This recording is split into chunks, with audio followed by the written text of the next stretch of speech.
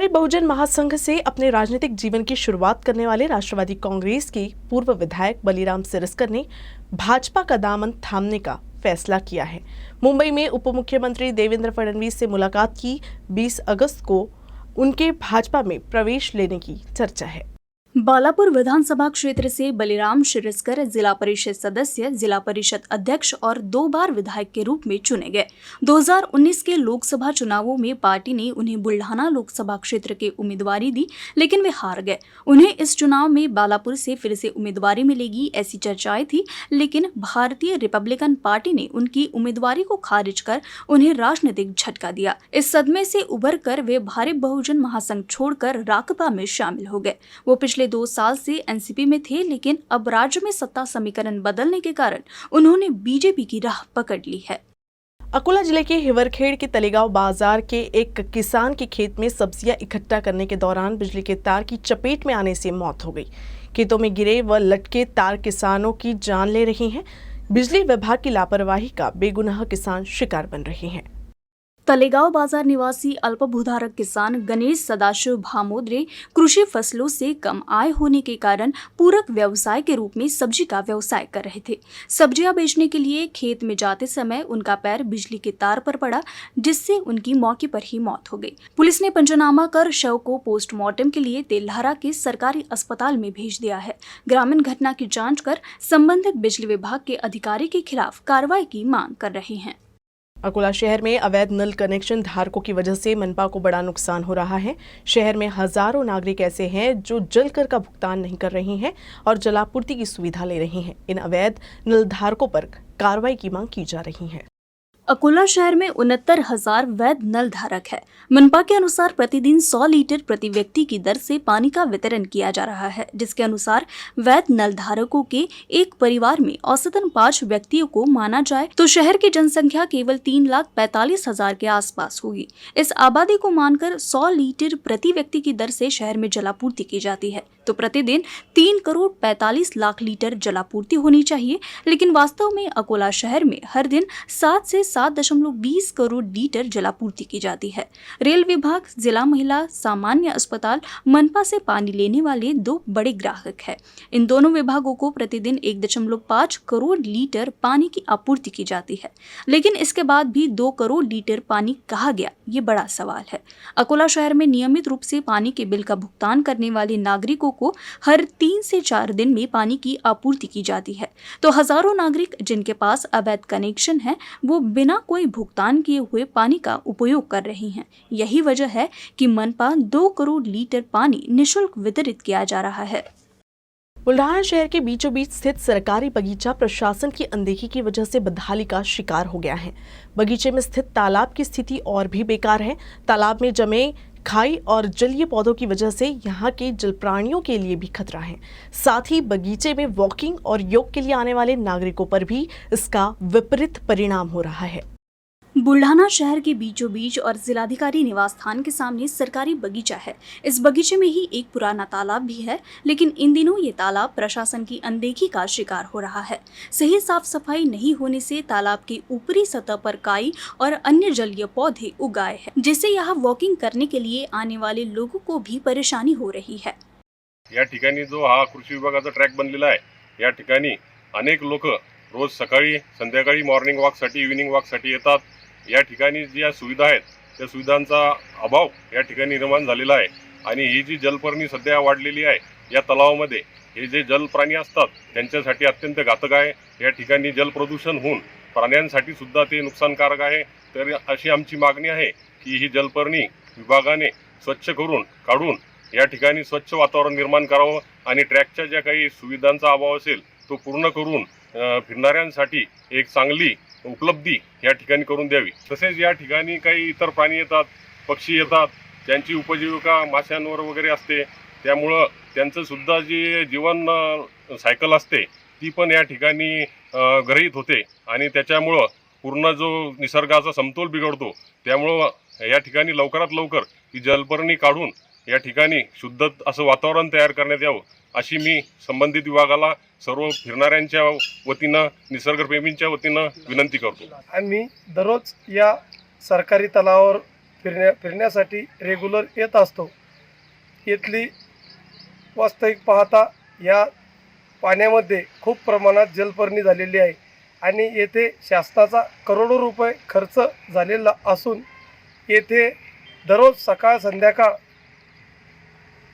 ज्येष्ठ नागरिक असेल, मुले असेल, महिला असेल येथे फिरण्यासाठी येत असतात.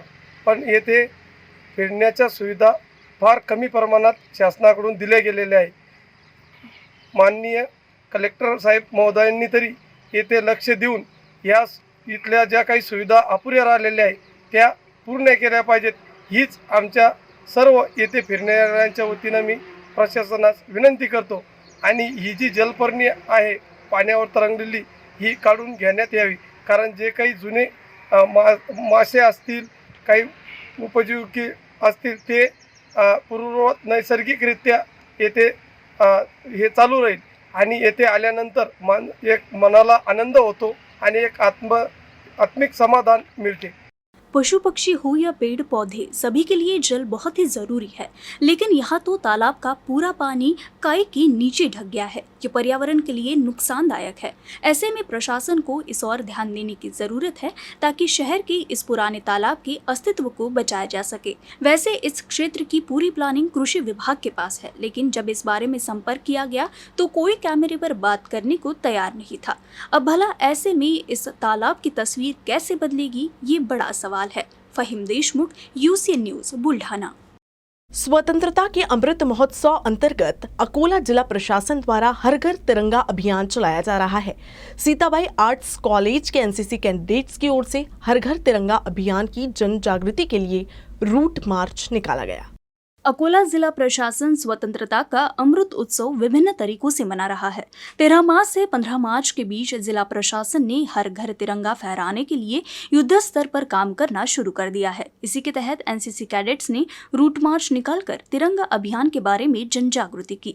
साथ ही जिला प्रशासन ने स्वयं सहायता समूहों को तिरंगे झंडे के वितरण और उत्पादन का कार्य सौंपा है। जिला प्रशासन को 2 लाख और तिरंगा झंडों की जरूरत है और ये काम युद्ध स्तर पर चल रहा है। स्वातंत्र्याचा अमृत महोत्सव आपण साजरा करत आहोत. त्या अनुषंगाने हा उत्सव अतिशय उत्साहात साजरा झाला पाहिजे. त्या अनुषंगाने 13 ऑगस्ट ते 15 ऑगस्टच्या दरम्यान सर्वांनी आपापल्या घरांवर तिरंगा लावावा अशा प्रकारची एक जनजागृती आम्ही जिल्हा प्रशासनाच्या वतीने करत आहोत.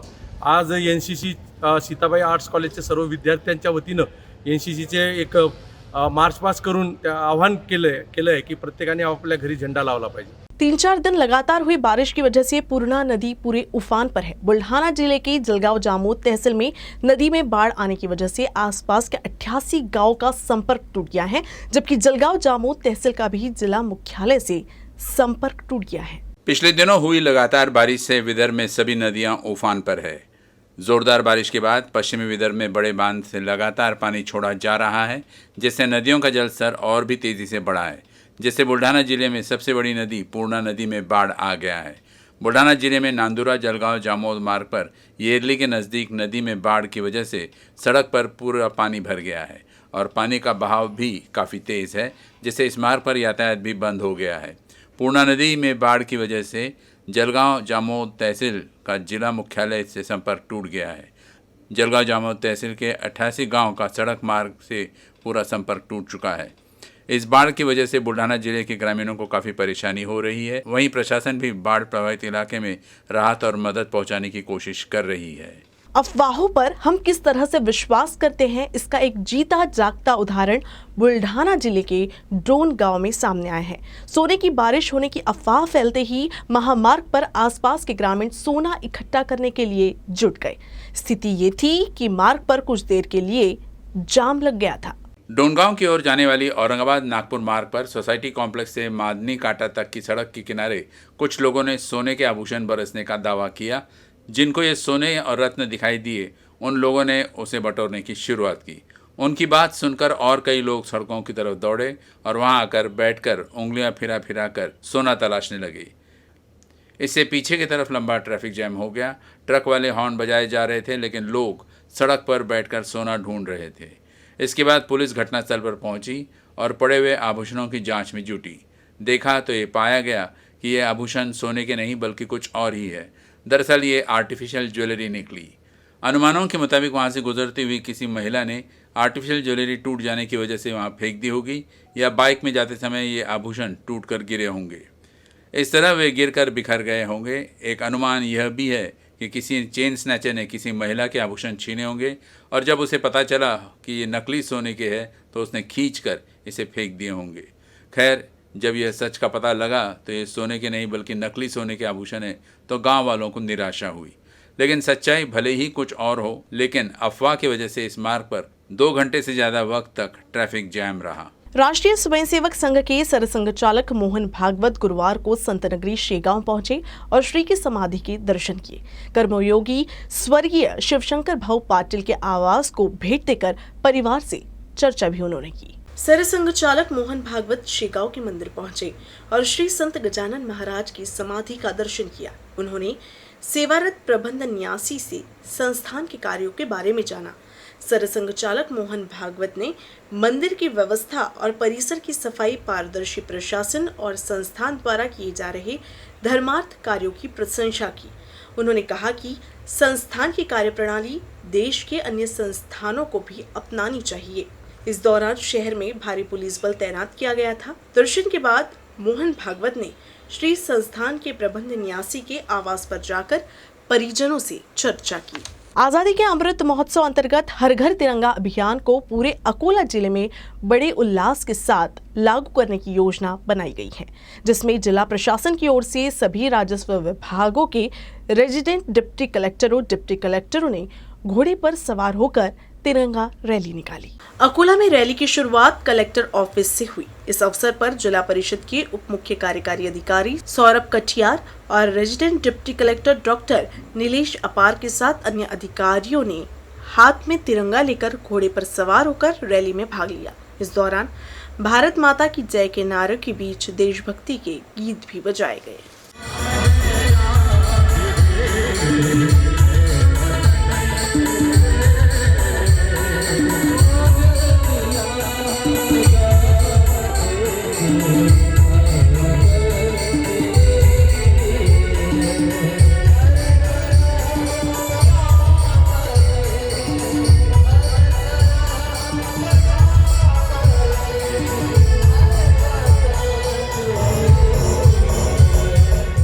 स्वतंत्रता के अमृत महोत्सव के अवसर पर बुल्ढाना जिले के खामगांव में भाजपा के पदाधिकारियों और कार्यकर्ताओं ने भव्य तिरंगा रैली निकाली। विधायक एडवोकेट आकाश फुंडकर के नेतृत्व में बड़ी संख्या में भाजपा कार्यकर्ताओं ने रैली में भाग लिया।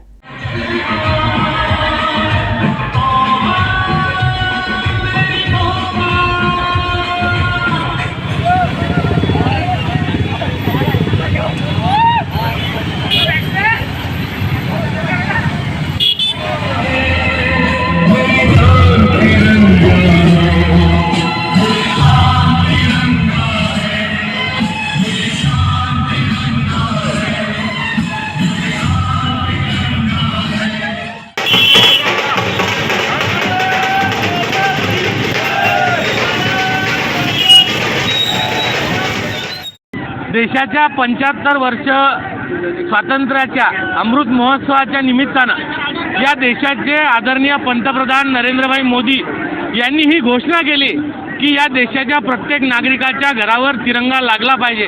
घर घर तिरंगा, हर घर तिरंगा हे त्यांनी आवाहन केलं आणि आपण पाहिलं असेल की या देशातल्या 150 कोटी जनतेच्या मनामध्ये त्यांनी या देशप्रेमाची, देशभक्तीची एक ज्योत पेटवण्याचा प्रयत्न केलेला आहे आणि आम्ही आवाहन करणार आहे। आज आम्ही एवढी मोठी रॅली काढली, आपण पाहिलं असेल की हजारोच्या संख्येनं तरुण रक्त या रॅलीमध्ये शामिल झालं। शुक्रवार को अकोला जिले के बालापुर में ITI कॉलेज की ओर से तिरंगा रैली का आयोजन किया गया। इस रैली में बालापुर ग्रामीण अस्पताल के शिक्षकों, छात्रों और डॉक्टरों और कर्मचारियों ने हिस्सा लिया।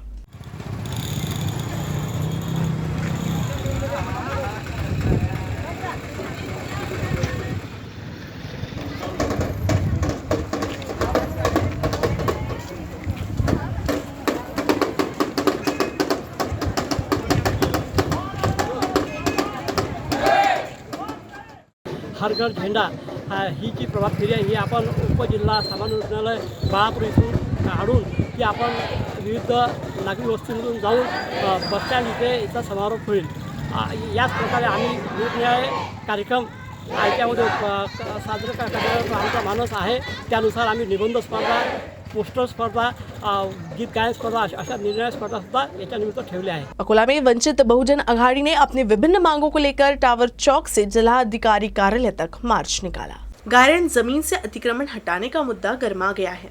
वंचित बहुजन अघाड़ी ने जिलाधिकारी कार्यालय पर मार्च निकाला. इससे पहले भी वंचित बहुजन अघाड़ी ने जिलाधिकारी को निवेदन देकर उनसे चर्चा की थी. जिले में कई जगहों पर ई क्लास जमीन पर ग्रामीणों द्वारा खेती की जाती है.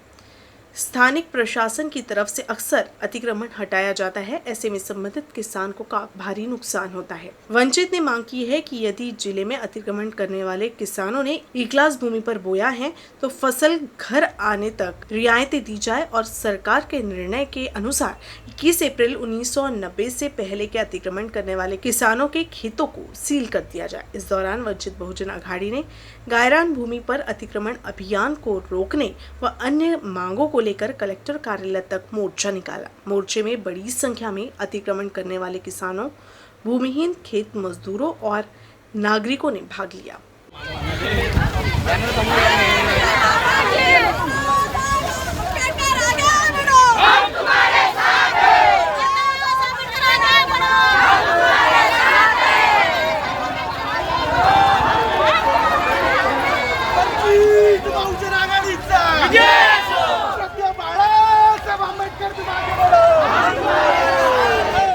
ई क्लास आणि एफ क्लास जमिनीवरच्या अतिक्रमणधारक शेतकऱ्यांच्या विरोधात जी कलेक्टर मॅडमनं अतिक्रमण काढण्याची मोहीम सुरू केली, त्या मोहिमेच्या विरोधात वंचित बहुजन आघाडी अकोला जिल्ह्याच्या वतीनं हा एक धडक मोर्चा कलेक्टर ऑफिसवर काढलेला आहे. तसाच दुसरा प्रश्न असा आहे की अतिक्रमणधारक जे घरकुलवाले आहेत त्यांच्या जागा सुद्धा नियमकुल करण्यासाठी वंचित बहुजन आघाडीच्या वतीनं या ठिकाणी धडक मोर्चा काढला आणि हा सर्व श्रद्धेय बाळासाहेब आंबेडकरांच्या आदेशाने या मोर्चाचं आयोजन केलं.